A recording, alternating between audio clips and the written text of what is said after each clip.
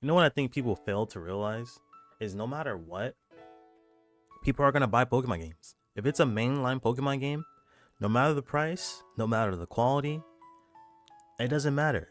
As long as Pokemon's name is attached to it and it's a mainline game, people are playing that regardless. Okay? And it is what it is, bro. Pokemon Fire Red, Leaf Green just got re-released. Game is like old as hell. Like I want to say like damn, maybe like 20 years. It's very old. It's up there. And they dropped them for $20 each. Nah, you don't get both versions for $20. They both dropped for $20 each. And in my head, I'm like, yo, that's kind of crazy because you can just emulate these games. You can emulate these games and play them how you want to play them. There's a speed up button, all this other stuff you can just do. You know, you can avoid the grinding and everything else. But, people were like, oh, we don't care. It's our money. We're adults now. $20 is not nothing, which is kind of crazy to say with the economy right now, but whatever. Um, but again, it's your money, right? Do whatever you want with your money.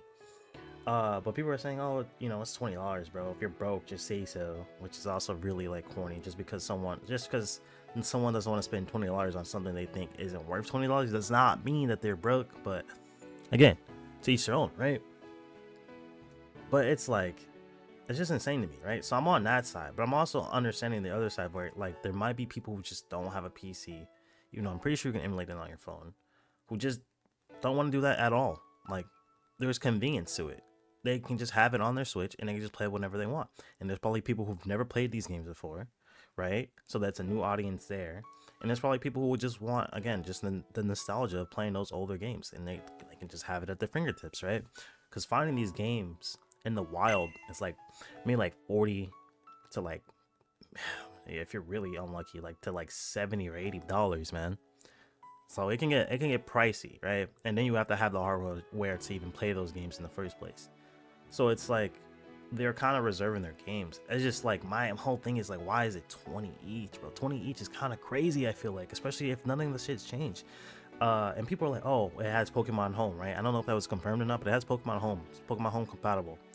And I feel like that shit only matters to the people who've never played the game before. Cause like I'm not gonna lie, out of all the recent games, you could probably get all the Kanto mons. All the Kanto mons, bro. Kanto's mons are getting passed around like they're a fucking blunt, bro. You can get them shits in any gen, bro. You're not missing out. Completing the Pokédex, completing the Kanto Pokédex was never hard. Okay? But I digress, man.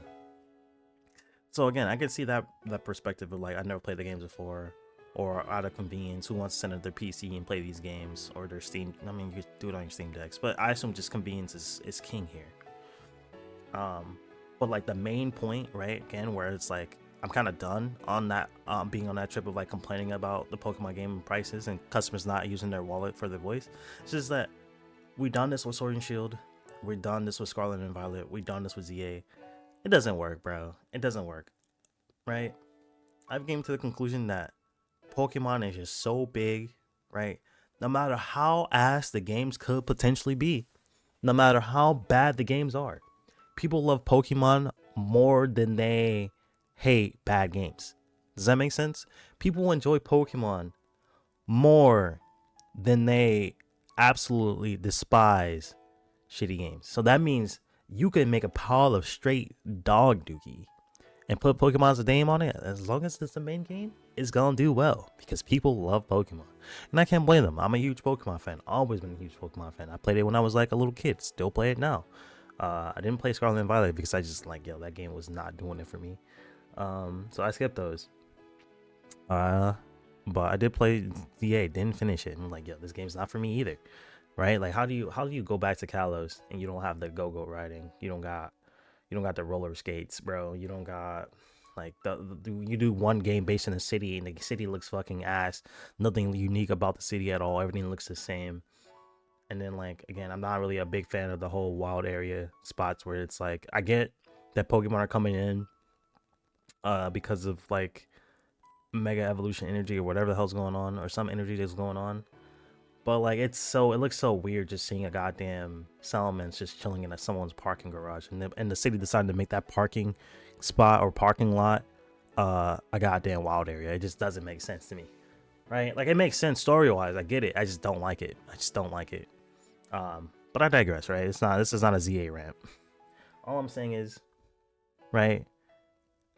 You're not gonna see me in these type of discussions anymore, because it doesn't work. It doesn't like.